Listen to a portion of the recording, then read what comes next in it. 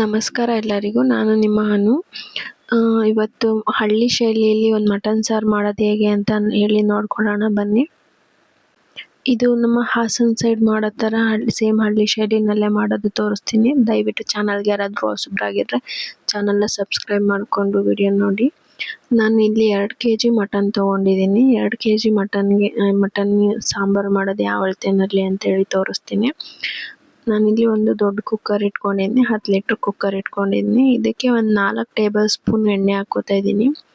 ಯಾಕಂದರೆ ಮಟನಲ್ಲಿ ತುಂಬ ಚೆನ್ನಾಗಿ ಬನಿ ಇದೆ, ಹಾಗಾಗಿ ಇಲ್ಲಿ 2 ಮೀಡಿಯಮ್ ಸೈಜ್ ಈರುಳ್ಳಿನ ಕಟ್ ಮಾಡಿ ಎಣ್ಣೆಗೆ ಹಾಕ್ಕೋತಾ ಇದ್ದೀನಿ. ಈರುಳ್ಳಿ ಹಸಿ ವಾಸನೆ ಹೋಗೋ ತನಕ ಚೆನ್ನಾಗಿ ಲೋ ಫ್ಲೇಮಲ್ಲೇ ಇಟ್ಬಿಟ್ಟು ಹುರ್ಕೊಳ್ಳಿ. ಆ ಈರುಳ್ಳಿ ಬಣ್ಣ ಸ್ವಲ್ಪ ಚೇಂಜ್ ಆದಮೇಲೆ ಇವಾಗ ಇಲ್ಲೊಂದು 3 ಟೇಬಲ್ ಸ್ಪೂನ್ ಶುಂಠಿ ಬೆಳ್ಳುಳ್ಳಿ ಪೇಸ್ಟ್ ಹಾಕ್ಕೋತಾ ಇದ್ದೀನಿ. ಶುಂಠಿ ಬೆಳ್ಳುಳ್ಳಿ ಪೇಸ್ಟನ್ನು ಹಸಿ ವಾಸನೆ ಹೋಗೋ ತನಕ ಚೆನ್ನಾಗಿ ಲೋ ಫ್ಲೇಮಲ್ಲೇ ಇಟ್ಟು ಹುರ್ಕೊಳ್ಳಿ. ಇವಾಗ ಮಟನ್ ಮೊದಲೇ ತೊಳೆದ್ಬಿಟ್ಟು ಕ್ಲೀನ್ ಮಾಡಿ ಇಟ್ಕೊಂಡಿರೋ ಮಟನನ್ನು ಇವಾಗ ಡೈರೆಕ್ಟ್ ಹಾಕ್ತಾ ಇದ್ದೀನಿ ನಾನು ಇದಕ್ಕೆ. ಈ ಥರ ಮಟನನ್ನು ಶುಂಠಿ ಬೆಳ್ಳುಳ್ಳಿ ಪೇಸ್ಟ್ ಈರುಳ್ಳಿನಲ್ಲಿ ಒಗ್ಗರಣೆನಲ್ಲೇ ಮೊದಲೇ ಚೆನ್ನಾಗಿ ಬೇಯಿಸ್ಕೊಂಡ್ರೆ ಮಸಾಲೆ ಚೆನ್ನಾಗಿ ಹಿಡಿಯುತ್ತೆ.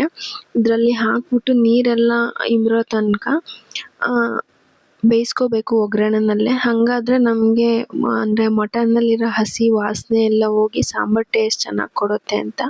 ನೋಡಿ, ನಾನು ಇವಾಗ ಮಟನ್ ಎಲ್ಲ ಹಾಕ್ಬಿಟ್ಟು ಅದನ್ನೊಂದು ಮಿಕ್ಸ್ ಮಾಡ್ಕೋತಾ ಇದ್ದೀನಿ ಚೆನ್ನಾಗಿ. ಕೆಲವರು ಶುಂಠಿ ಬೆಳ್ಳುಳ್ಳಿ ಪೇಸ್ಟ್ ಮೊದಲೇ ಹಾಕಲ್ಲ, ಖಾರ ರುಬ್ಬಬೇಕಾದ್ರೆ ಶುಂಠಿ ಬೆಳ್ಳುಳ್ಳಿನ ಹಾಕೋತಾರೆ. ಬಟ್ ನಾನು ಈ ಥರ ಮಾಡ್ತೀನಿ, ಯಾಕಂದರೆ ಇದು ಟೇಸ್ಟು ತುಂಬ ಚೆನ್ನಾಗಿ ಕೊಡುತ್ತೆ, ಮಸಾಲೆ ಚೆನ್ನಾಗಿ ಹಿಡಿಯುತ್ತೆ ಅಂತ. ಇವಾಗ ರುಚಿಗೆ ತಕ್ಕಷ್ಟು ಕಲ್ಲುಪ್ಪು ಹಾಕೋತಾ ಇದ್ದೀನಿ. ಪುಡಿ ಉಪ್ಪಿಗಿಂತ ಕಲ್ಲುಪ್ಪು ಆದರೆ ಸಾಂಬಾರಿಗೆ ಟೇಸ್ಟ್ ಚೆನ್ನಾಗಿರುತ್ತೆ. ಮಟನ್ಗೆ ಮತ್ತು ಉಪ್ಪು ಚೆನ್ನಾಗಿ ಹಿಡಿಯುತ್ತೆ. ಈ ಟೈಮಲ್ಲೇ ನಾವು ಉಪ್ಪು ಹಾಕೋದ್ರಿಂದ ಚೆನ್ನಾಗಿ ಮಟನ್ಗೆ ಮಿಕ್ಸ್ ಆದಮೇಲೆ ಇವಾಗ 1 ಸ್ಪೂನ್ ಅರಿಶಿನ ಹಾಕ್ತಾ ಇದ್ದೀನಿ. ಅರಿಶಿನೂ ಎಲ್ಲ ಚೆನ್ನಾಗಿ ಮಿಕ್ಸ್ ಮಾಡ್ತಾ ಇದ್ದೀನಿ, ಯಾಕಂದರೆ ಒಂದೇ ಕಡೆ ಎಲ್ಲ ಮಟನ್ಗೆ ಅರಿಶಿನ ಆಗಬಾರ್ದು ಅಂತ. ಇದಾದಮೇಲೆ 1 ಹಿಡಿ ಮೆಂತ್ಯ ಸೊಪ್ಪು ಹಾಕ್ತಾ ಇದ್ದೀನಿ, ಹಸಿ ಮೆಂತ್ಯ ಸೊಪ್ಪು.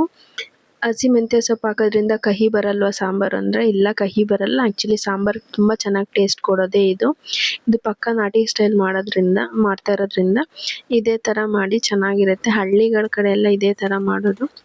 ಇದಕ್ಕೆ ಆಪ್ಷನಲ್ ಅಂದರೆ ಕಸೂರಿ ಮೇಥಿ ಹಾಕ್ಕೋಬೋದು. ಇದ್ರ ಜೊತೆಗೆ 1 ಹಿಡಿ ಕೊತ್ತಂಬರಿ, 1 ಹಿಡಿ ಪುದೀನ ಸೊಪ್ಪು ಹಾಕ್ಕೋತಾ ಇದ್ದೀನಿ. ಇದಾದಮೇಲೆ ಇದು ಸಣ್ಣ ಉರಿನಲ್ಲಿ ಬೇಯ್ಕೋತಾ ಇರಲಿ ಮುಚ್ಚಿಟ್ಬಿಟ್ಟು, ನಾನು ಈ ಕಡೆ ಮಸಾಲೆಗೆ 4 ಮೀಡಿಯಮ್ ಸೈಜ್ ಈರುಳ್ಳಿ ತೊಗೋತಾ ಇದ್ದೀನಿ, 1 ದೊಡ್ಡ ಟೊಮೆಟೊ ಹಾಕ್ಕೋತಾ ಇದ್ದೀನಿ.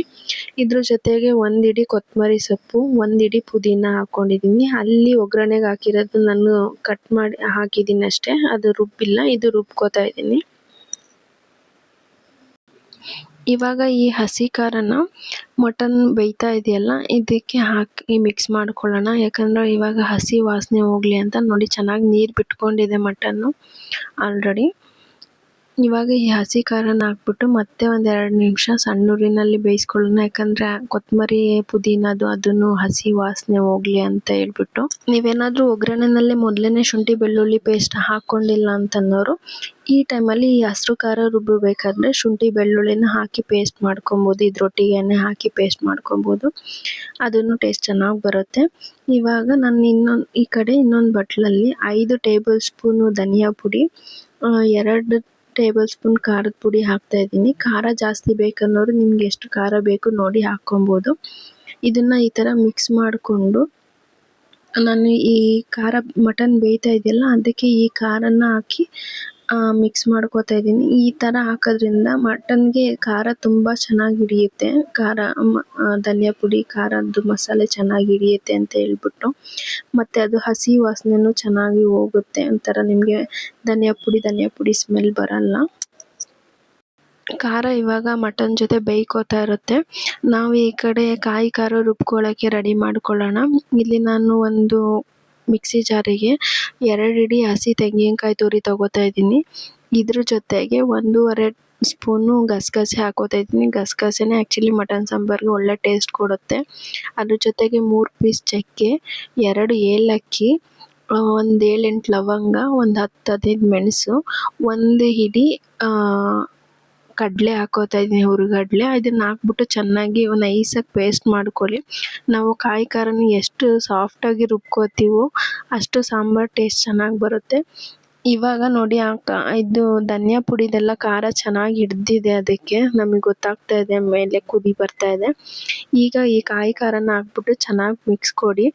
ಮಿಕ್ಸ್ ಕೊಟ್ಟಾದ್ಮೇಲೆ ನಿಮಗೆ ಎಷ್ಟು ಸಾಂಬಾರು ಗಟ್ಟಿ ಬೇಕಾ ತೆಳು ಬೇಕಾ ನೀವು ಅಳತೆ ನೋಡಿ ನೀರು ಮಿಕ್ಸ್ ಮಾಡ್ಕೊಳ್ಳಿ. ನಿಮಗೆ ಯಾವ ಥರ ಬೇಕು ಆ ಥರ ನೋಡಿ. ಯಾಕಂದರೆ ಸಾಂಬಾರು ಬೆಂದಮೇಲೆ ಗಟ್ಟಿಗಾಯಿತು ಅಂತ ನೀರು ಹಾಕೋಕೆ ಹೋದರೆ ಅದು ಸಾಂಬಾರು ಟೇಸ್ಟ್ ಚೆನ್ನಾಗಿರಲ್ಲ. ಇವಾಗ ಆಲ್ರೆಡಿ ಮಟನ್ ಇಲ್ಲಿ ತುಂಬ ಚೆನ್ನಾಗಿ ಬೆಂದಿದೆ, ಅರ್ಧ ಇಲ್ಲೇ ಬೆಂದ್ಬಿಟ್ಟಿದೆ. ಅದಕ್ಕೆ ನಾನು 3 ವಿಷಲ್ ಹಾಕಿಸ್ತಾ ಇದ್ದೀನಿ.